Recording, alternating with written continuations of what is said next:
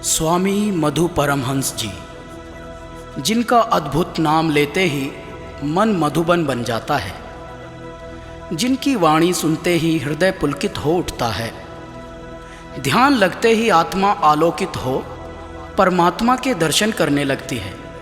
ऐसे श्री सतगुरु की महिमा का वर्णन कहाँ तक करें जो अनंत हैं। गण गंधर्व, ऋषि मुनि और देवा, सत्य ठोर सपने नहीं देखा। अब एक विडंबना है जो अध्यात्म जगत में दुनिया को चौंकाई।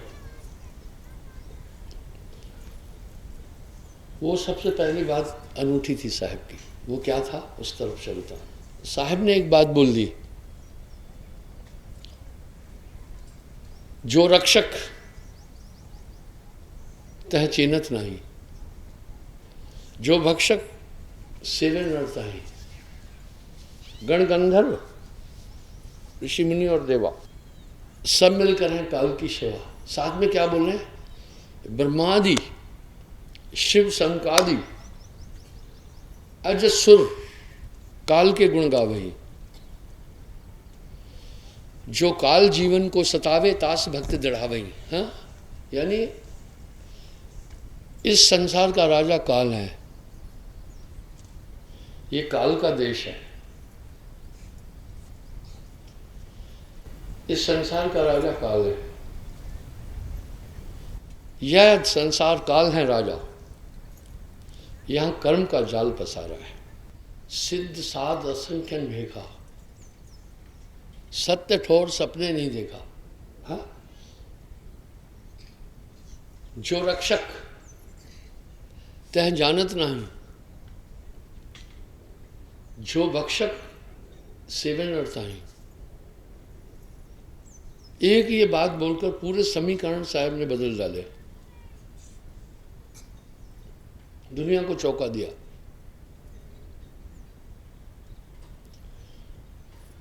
उनके शब्दों में भी आ रहा है, चल हंसा सतलोक छोड़ो ये संसारा, ये संसार काल है राजा कर्म का जाल पसारा।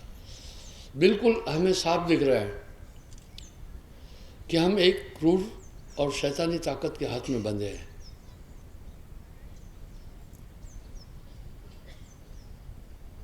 वो शैतानी ताकत हमसे जो चाहती है कराती है। एक बात अच्छी है कि हम सब इतना मान चुके हैं कि हम बंधन में हैं। ये बहुत बड़ी बात है। लेकिन कैसे बंधे हैं, किसने बांधा है, ये नहीं पता चल रहा है। और मोक्ष की बात कर रहे हैं।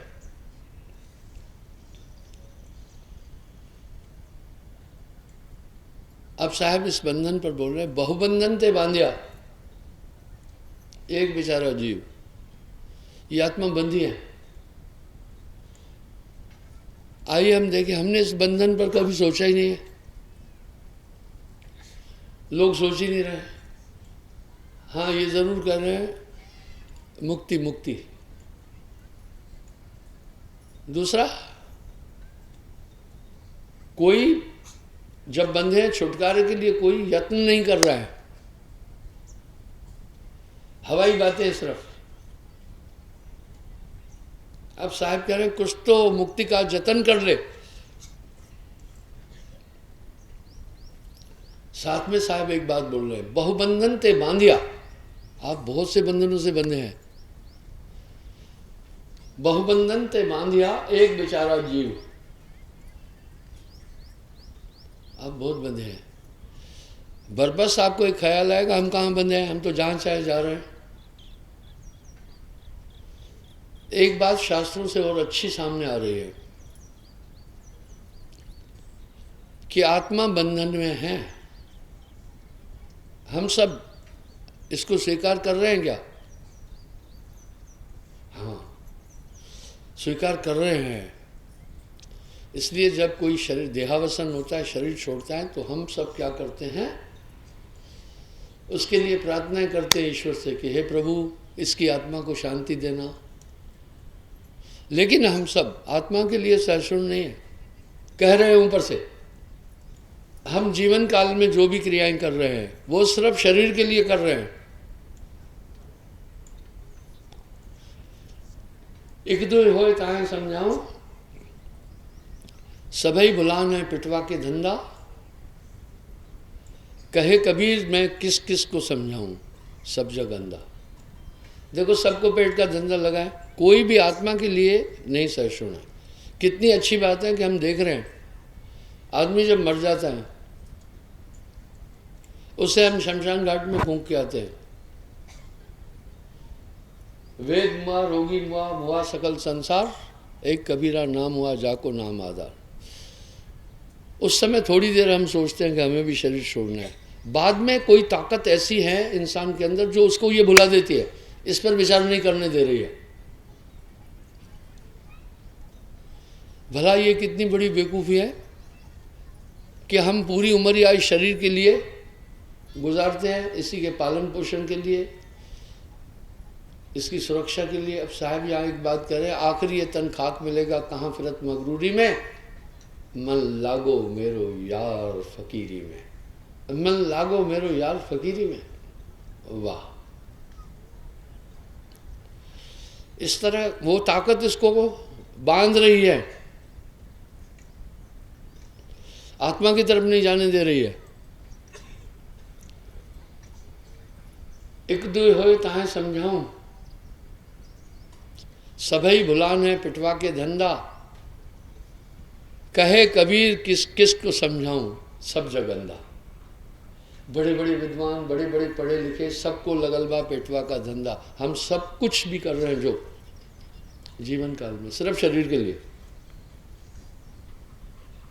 धारा यही है, हम सब कैसे हैं, जासे नाता आदि का बिसर गया तैं ठोर, कहे कबीर ये बीच ही बलक और की ओर। जिस आत्मा से हमारा आदि का नाता है हम उसे भूल गए। अब चौंकाने वाली बात क्या है, जग में भक्त भय अधिकारी, बहुत भक्त हुए, जोगी सन्यासी लटधारी, शिव गोरख और बहु ब्रह्मचारी, माया ने सबको ठग डाली। मुझे बताते हैं माया भी बंधन में है, माया सबको ठग रही है। थोड़ा सा कोई बताए माया कैसे ठगी कर रही है, ये कहाँ बैठी है माया। लोग कहेंगे ये किताबी बातें हैं। आओ माया दिखाता हूँ कैसे ठग रही है, दिखाता हूँ। काया माया एक ही जानो, माया प्रकृति है, पंचतत्व, और ये शरीर में ही है।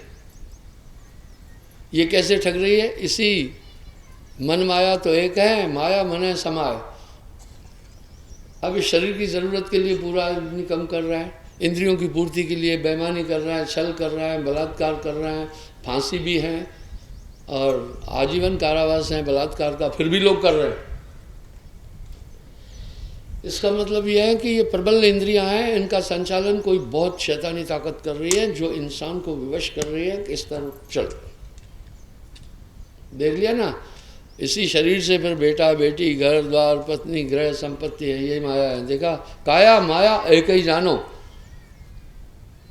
झूठा सकल पसारा मानो। इस तरह भाइयों ये माया ठग रही है, ये माया भी संसार है। माया भी संसार क्यों है, संसार में पांचों तत्व है, इसको प्रकृति कहते हैं, माया कहते हैं, जल अग्नि पृथ्वी वायु आकाश। इस तरह मन माया तो एक है। अब साहब क्या करें, शिव गोरख और बहु ब्रह्मचारी, माया ने सबको ठग डाली।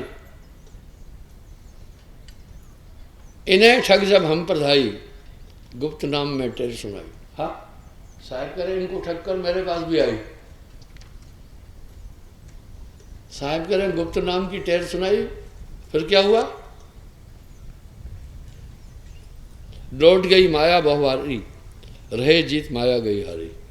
तभी तो साहब कह रहे हैं चदरिया झीनी रे झीनी।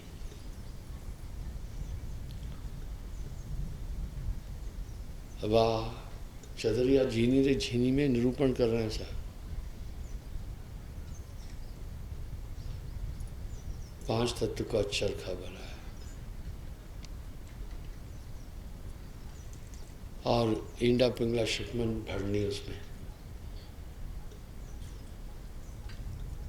ध्रुव प्रहलाद सुधा माने ओढ़ी, सुखदेव ने निर्मल की नहीं। सिर्फ एक साहब है, क्या कह रहे हैं, दास कबीर ने ऐसी ओढ़ी ज्यों की त्यों धर देनी। इसका मतलब है साहब माया में आए ही नहीं कभी, पर पाखंडी तबके ने साहब की शादी भी बता दी, 2 बच्चे भी बता दिए। ये एक चाल है, एक साजिश है। साहब शरीरी ने इसलिए कह रहे हैं सबको ठगा। दास कबीर ने ऐसी ओढ़ी ज्यों की त्यों धर देनी चदरिया झीनी रे झीनी। साहब कोई नॉर्मल शख्सियत नहीं थे। साहब ने एक पद्धति दुनिया को दी। इससे भक्ति क्षेत्र में सर्वगुण निर्गुणवादी पूरे डर गए। वो सिलसिला आज भी है, वो आज भी है। अब साहब क्या कह रहे हैं, उस समय भी ये दिक्कतें थी। मैं आया संसार में फिरा गांव की खोर गली गली, ऐसा जियड़ा ना मिला जय लीजिए फटक पछोड़। ऐसा कोई ना मिला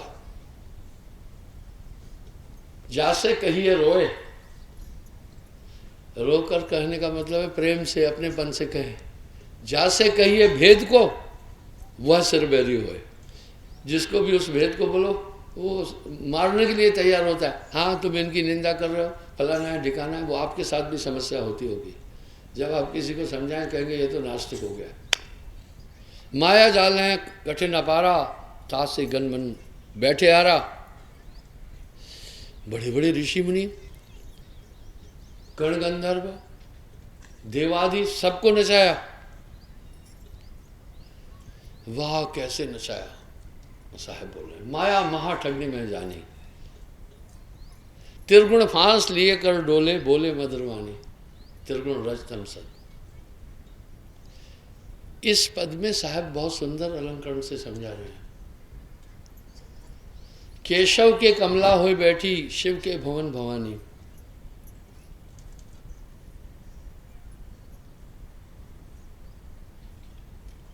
काहू के कोड़ी हुई बैठी, राजा के घर रानी।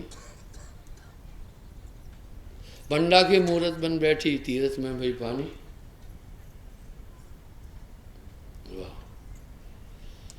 राम के सीता बन बैठी, कृष्ण के राधा रानी। माया महा ठगनी हम जानी। लंबा पद है, इसमें आगे क्या बोल रहे? चंडित, मुंडित, झूठ, जटाधर और ठगे बेताली। बोला सबको इसने नचाया है। चंडित जो पूरा चंदन चिपकाए रहते, पूरा पूरा।